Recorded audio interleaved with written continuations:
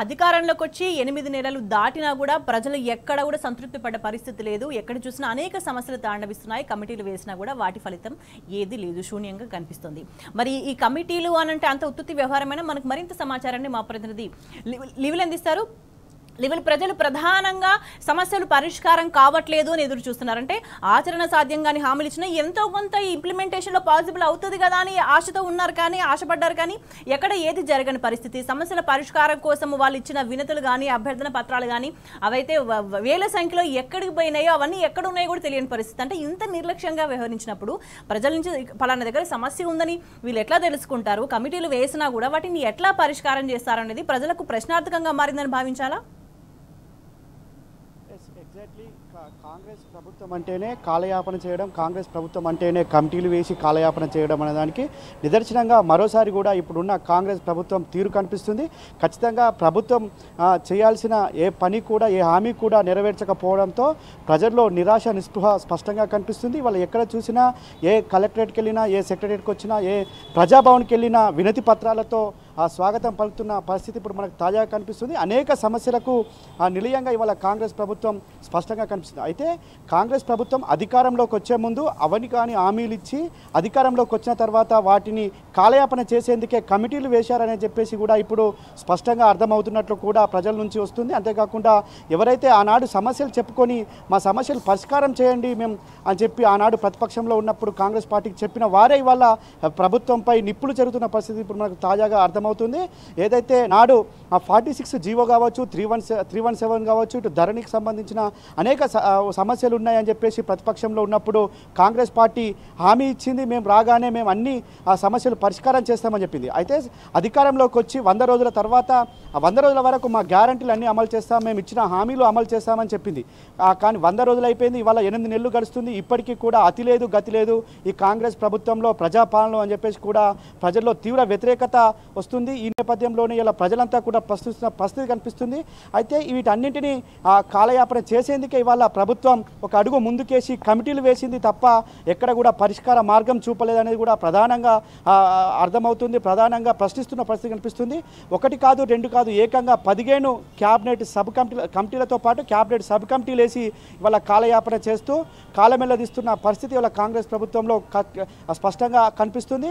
అయితే ఇవాళ ఏదైతే రైతు భరోసా కావచ్చు, ఇటు ధరణి కావచ్చు, 317 కావచ్చు, 46 జీవో కావచ్చు, ఇట్లా అనేక సమస్యలకు కమిటీలు వేసి ఇవాళ తూతూ మంత్రంగా క్యాబినెట్ సబ్ కమిటీ మీటింగులు పెట్టి ఇవాళ కాలమెల్లదీస్తున్నారే తప్ప ఎక్కడ కూడా పరిష్కారం చేయట్లేదు. వారికి సంబంధించిన నివేదికను కూడా ఇవాళ టేబుల్ చేయట్లేదు. అంటే ఖచ్చితంగా ఇవాళ కాంగ్రెస్ ప్రభుత్వం కాలయాపన చేస్తుందనేది మరోసారి స్పష్టమైంది. ఇవాళ ఆనాడు 46 జీవోకు సంబంధించి విధి విధానాలు ఖరారు చేస్తే ఇవాళ కాంగ్రెస్ ప్రభుత్వం ప్రతిపక్షంలో ఉన్నప్పుడు మేము 46 జీవో పైన మేము ఖచ్చితంగా మేము ముందుకెళ్తాం, 46 జీవోను మేము సవరిస్తామని చెప్పారు. కానీ ఇవాళ వారు అనేక మంది ఇవాళ ఉద్యోగార్థులు, ఇవాళ నిరుద్యోగులు వాళ్ళంతా కూడా రోడ్లపైకి వచ్చిన వారిని కనీసం పట్టించుకున్న పాపాన పోవట్లేదు. ఏదైతే క్యాబినెట్ సబ్ కమిటీలో ఉన్న వారు కూడా వారిని కలిస్తే కూడా ఫలితం లేకుండా పోయిందని చెప్పేసి కూడా ఇవాళ తీవ్ర స్థాయిలో మండిపడుతున్న పరిస్థితి కనిపిస్తుంది. స్వయంగా ఇవాళ 46 జీవోకి సంబంధించిన ఎవరైతే ఉన్నారో వారంతా అభ్యర్థులు కూడా ఇవాళ ప్రధాన ప్రతిపక్ష పార్టీ అయిన బీఆర్ఎస్ పార్టీని కలిసి ఇవాళ కేటీఆర్ని కలిసి వారి ఏవైతే వాళ్ళ బాధలు ఉన్నాయో అవన్నీ కూడా చెప్పుకున్న పరిస్థితి వల్ల తాజాగా మనకు అర్థమవుతుంది. మరో కమిటీ ఇలా క్యాబినెట్ సబ్ కమిటీ రాష్ట్ర దేశ చరిత్రలోనే మొట్టమొదటిసారిగా ఇవాళ రైతు బంధు ఇచ్చి రైతును రాజుగా చేయడమే లక్ష్యంగా నాటి ముఖ్యమంత్రి బీఆర్ఎస్ ప్రభుత్వం రైతు బంధు ఇచ్చి నాడు రైతుకు పెట్టుబడి సాయం ఇచ్చి ముందుకు వెళ్ళింది. అలాంటి రైతు బంధును మేము వాళ్ళు 10,000 ఇస్తున్నారు, మేము 15,000 ఇస్తామని ఆనాడు ప్రతిపక్షంలో గొప్పలు చెప్పింది. కానీ ఇప్పటికీ 8 నెలలు అవుతుంది, 2 పంటలు అయింది. ప్రభుత్వంలోకి వచ్చిన తర్వాత 2 పంటలు కూడా వేసుకున్న పరిస్థితి. కానీ ఇప్పటికి కూడా వాళ్ళు చెప్పిన రైతు బంధు కావచ్చు, రైతు భరోసా కూడా ఇప్పటి వరకు వారు రైతుల అకౌంట్లో వేసిన దాఖలాలు లేవు. దీనిపైన కూడా ఏదో గత ప్రభుత్వాన్ని బదనాం చేసేందుకు, గత ప్రభుత్వాన్ని కుట్రలు చేసేందుకు ఇవాళ దానిపైన కూడా ఒక క్యాబినెట్ సబ్ కమిటీ వేసింది. ఇప్పటి వరకు కూడా దాని నివేదిక ఇవ్వలేదు. అసెంబ్లీలో చర్చ పెడతామని చెప్పారు, అసెంబ్లీలో చర్చ లేదు. కనీసం అన్ని జిల్లాలకు వెళ్ళి మేము రైతుల నుంచి మేము ఫీడ్బ్యాక్ తీసుకుంటాం, రైతుల సూచనలు సలహాలు పాటిస్తాం, వారి సూచనల సలహాల మేరకే మేము రైతు బంధు అమలు చేస్తాం, రైతు భరోసా అమలు చేస్తామని గొప్పలు చెప్పిన కాంగ్రెస్ పెద్దలు ఇవాళ కాంగ్రెస్ ప్రభుత్వంలోని మంత్రులు ఇవాళ కనీసం రైతు భరోసాను పట్టించుకున్న పాపాన పోలేదు. రైతు భరోసాపై రైతాంగానికి భరోసా ఇచ్చిన పరిస్థితి లేదు. ఖచ్చితంగా ఇవాళ రైతులంతా కూడా మండిపడుతున్నారు. ఇవాళ వానాకాలం పంటలు వేసుకొని 2.5 నెలలు అవుతుంది. ఇప్పటికీ కూడా వారి అకౌంట్లలో రైతు భరోసా నిధులు జమ చేయకపోవడం పట్ల కాంగ్రెస్ ప్రభుత్వంపై తీవ్రంగా విమర్శలు చేస్తున్నారు. తీవ్రంగా కాంగ్రెస్ ప్రభుత్వం ఇచ్చిన హామీల అమలుకు సంబంధించి చిత్తశుద్ధితో లేదు అనడానికి నిదర్శనం ఏంది అని అంటే హామీలు అమలు చేయండి అని చెప్పేసి అన్ని వర్గాల ప్రజలు కూడా రోడ్ల మీదకి వచ్చి అడుగుతున్న సందర్భం. మరోవైపు ఈ వినతులకు సంబంధించి వీళ్ళు ఎంత సీరియస్ గా ఉన్నారు అనే దానికి సంబంధించి చూసుకున్నా కూడా నిర్లక్ష్యంగా వ్యవహరిస్తున్న సందర్భం. ఇంకో విషయం ఏంటంటే ఈ కమిటీలకు సంబంధించి కానీ సమస్యల పరిష్కారానికి కానీ కొంతమందికి మాత్రమే బాధ్యతలు అప్పచెప్పడానికి సంబంధించి కూడా ప్రధానంగా మాట్లాడుకుంటున్న పరిస్థితి కనిపిస్తుంది. ఎందుకంటే ఒక పనిని ఒకరు చేసినప్పుడు దాని మీద పూర్తిగా కాన్సన్ట్రేట్ చేయగలుగుతారు. ఒక మనిషికి 4-5 పనులు ఉన్నప్పుడు దాని రిజల్ట్ వేరుగా ఉంటుంది. అంటే ఒకవైపు సీరియస్నెస్ లేదు, పరిష్కారానికి నిజంగా సీరియస్గా పరిష్కారం చేసే ఉద్దేశం లేదు అన్న ఒక భావన ఉన్నా కూడా నిజంగా కొంతమందికే వీటికి సంబంధించి బాధ్యతలు అప్పచెప్పడం వెనక మతలబ్ ఏదైనా ఉందని భావించాలా? తప్పకుండా ఏదైతే ఇవాళ క్యాబినెట్ కూడా పూర్తి స్థాయిలో క్యాబినెట్ లేదు. క్యాబినెట్ ఉన్న కొంతమంది మంత్రులకు మాత్రమే అందులో కొంతమంది మంత్రులకు మాత్రమే ఈ బాధ్యత అప్పచెప్పడం, ఒక్కో మంత్రికి 3-4 క్యాబినెట్ సబ్ కమిటీలలో చోటు కల్పించడం కూడా మనకు స్పష్టంగా అర్థమవుతుంది. ఇవాళ ఏదైతే ఒక మంత్రి 3-4 క్యాబినెట్ సబ్ కమిటీలో ఉండడం కావచ్చు, వారికి 3-4 శాఖలు ఉండడం కూడా వారిపైన బాధ్యత ఉన్నది. అయినప్పటికీ కూడా వారు బాధ్యత నిర్వర్తించకపోవడం కావచ్చు.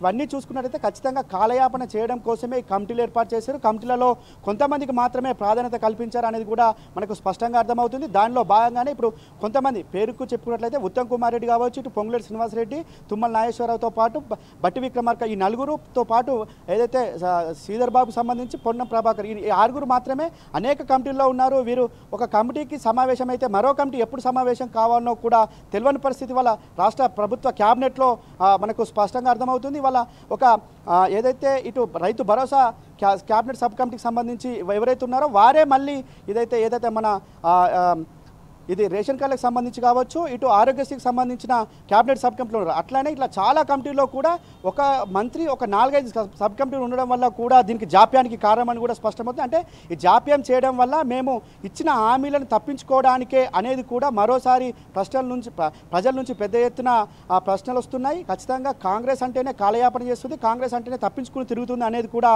ఒక భావన ప్రజల్లో ఉంది. కాబట్టి ఖచ్చితంగా క్యాబినెట్ సబ్ కమిటీ కావచ్చు, కమిటీలు కావచ్చు, అన్నీ కూడా కాలయాపన చేసేందే అనేది కూడా మరోసారి స్పష్టమైంది. అందులో కాలయాపన వెనుక కూడా రాజకీయ లబ్ధి, కొంతమంది దగ్గరనే పవర్ సెంట్రిక్ గా ఉండాలి అన్న భావన కూడా ఉందని భావించాలా? ఏదైతే ఒక ముఖ్యమంత్రి స్థాయిలో ఉన్న రేవంత్ రెడ్డి నాకు తప్ప ఇంకొకరికి పేరు రావద్దు, నాకు తప్ప ఇంకొకరు కనిపించద్దు అనే భావన కూడా స్పష్టంగా ఉంటుంది. ఎందుకంటే చాలాసార్లు కూడా మనం చాలా విషయాల్లో కూడా చూసాం, ముఖ్యమంత్రి రేవంత్ రెడ్డి ఫోటో ఒకటున్న అడ్వర్టైజ్మెంట్లు చూసాం, చాలా విషయాల్లో కూడా చూసాం, సంబంధిత శాఖల మంత్రుల ఫోటోలు లేకుండా చూసాం. ఈ నేపథ్యంలోని కమిటీలకు సంబంధించి కూడా కొంతమందికే బాధ్యతలు ఇస్తే కొంతమంది మాత్రమే నిర్వర్తించాలి, అది కూడా కాలయాపన చేయాలి. కాలయాపన చేయడంతో మంత్రులపైనే తప్పుడు సంకేతాలు పోతాయి. మంత్రుల క్యాబినెట్ సబ్ కమిటీ వేశాను, వారే బాధితులు, వారికి సంబంధించే బాధ్యులు అవుతారు, నాకేం సంబంధం అనే తీరు కూడా ఇవాళ స్పష్టంగా అర్థమవుతుంది. ముఖ్యమంత్రి తప్పించుకునేందుకే ఈ కమిటీలో ఉన్న మంత్రులను బాధ్యులు చేసేందుకే ఈ కమిటీలను కూడా మరోసారి స్పష్టంగా అర్థమవుతుంది. అందులో భాగంగానే ఈ కమిటీలు వేశారని కూడా తప్పకుండా అనుకోవచ్చు. ఏదైతే అనేక అంశాలను కూడా ఏదైతే నిరుద్యోగులకు సంబంధించి నాడు రాహుల్ గాంధీ కావచ్చు, రేవంత్ రెడ్డి స్వయంగా అశోక్ నగర్కి వెళ్ళి వారితో మాట్లాడి అక్కడ కింద నేలపైన కూర్చొని మీ సమస్యలకు మేము పరిష్కారం, మేము మార్గం చూపుతాం, మార్పు తెస్తామని చెప్పినారు.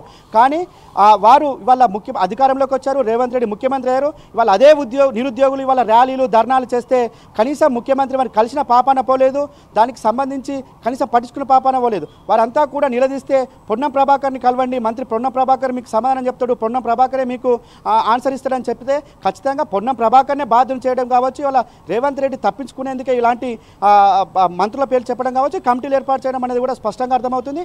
అనేక సమస్యలు ఇవాళ గతంలో బీఆర్ఎస్ ప్రభుత్వం ఉన్నప్పుడు చెరువులకు సంబంధించి రిస్టోరేషన్ కావచ్చు, వాటర్ నింపడం కావచ్చు, అన్నిటికి సంబంధించి కూడా కమిటీలు వేయలేదు. కరువు వచ్చిందంటే కాలమైందంటే చెరువులకు నీళ్లు నింపేది కాలువల ద్వారా. కానీ ఇవాళ అలాంటి చెరువులలో నీళ్లు నింపేందుకు కూడా ఒక కమిటీ వేశారంటే కాంగ్రెస్ ఎంత దుర్మార్గంగా వ్యవహరిస్తుంది అనేది కూడా ఇలా ప్రజలంతా కూడా చెప్తున్న పరిస్థితి కనిపిస్తుంది. కాంగ్రెస్ ప్రభుత్వం పాలన చేత కాకనే ఇవాళ ముఖ్యమంత్రి తనపైన విమర్శలు చేయకుండానే ఈ కమిటీలు వేసి కాలయాపన చేస్తున్నా అనేది కూడా స్పష్టంగా అర్థమవుతుంది. ఇటు రేషన్ కార్డులకు సంబంధించి కూడా గతంలో గతంలో రేషన్ కార్డులు అనేది ఒక సజావుగా జరిగేది, రెగ్యులర్ ప్రాసెస్లో జరిగేది. కానీ ఇలా కాంగ్రెస్ ప్రభుత్వం వచ్చి ఒక గొప్పగా చెప్పుకునేందుకు దానికి ఒక కమిటీ వేసి విధి విధానాలు అని చెప్పేసి వాళ్ళ ఏదైతే రేషన్ కార్డులను తగ్గించే కుట్రలో భాగంగానే ఇలా కమిటీ వేశారనేది కూడా ప్రధానంగా అర్థమవుతుంది. అంతేకాకుండా మేము కమిటీ వేశాం, కమిటీలో భాగంగా ఇలా మేము ఫీడ్బ్యాక్ తీసుకుంటున్నాం అని మరింత లేట్ చేసేందుకే రేషన్ కార్డులకు సంబంధించిన కమిటీ వేశారని చెప్పేసి కూడా ఇవాళ తీవ్రంగా విమర్శలు వస్తున్నాయి. ఇలా అనేక అంశాలకు సంబంధించి కూడా ఇలా 317 జీవోకి సంబంధించి కూడా నాడు సజావుగా జరిగిన 317 జీవోను ఇవాళ వీరు కావాలని ఒక ప్రతిపక్ష పార్టీలో ఉన్నప్పుడు వీరు కావాలని ఆనాడు రాజకీయ దురుద్దేశంతో ఆరోపణలు చేసి దానికి ఒక కమిటీ వేశారు. ఎందుకంటే ఇవాళ ఆ కమిటీ కూర్చుని నివేదిక ఇస్తే ఆనాడు చేసిన ప్రభుత్వం గొప్పతనం బయటపడుతుందనే ఉద్దేశంతోనే ఇవాళ కాంగ్రెస్ ప్రభుత్వం ఆ 317 పైన కమిటీ వేసి కాలయాపన చేస్తున్నది కూడా మనకు స్పష్టంగా అర్థమవుతుంది. మొత్తంగా చూసుకున్నట్టయితే కమిటీలు, కాలయాపన, కాంగ్రెస్ ప్రభుత్వం ఈ మూడు సమానంగా ఉన్నాయనేది మాత్రం మరోసారి స్పష్టమవుతుంది. స్వేచ్ఛ రైట్ లెవెల్ ఏదేమైనా కూడా సీరియస్గా సమస్యలు పరిష్కారం చేయాలనే ఉద్దేశము, చిత్తశుద్ధి లేదు కాబట్టి ఏది తేల్చకుండా కమిటీల మీద కమిటీలు వేస్తూ ఇదే ఎజెండాగా వెళ్తుంది కాంగ్రెస్ సర్కార్ అని ప్రజలు భావిస్తున్నారు. అయితే సమస్యలు పరిష్కరించకుండా ఇట్లాంటి టైంపాస్ కమిటీలు ఎందుకు అని విశ్లేషకులు కూడా మండిపడుతున్నారు. ఇప్పటికైనా ప్రభుత్వం హామీల అమలుకు సంబంధించి దృష్టి పెట్టకపోతే తప్ప కాంగ్రెస్కు తగిన శాస్తి జరగడం ఖాయమని హెచ్చరిస్తున్నారు.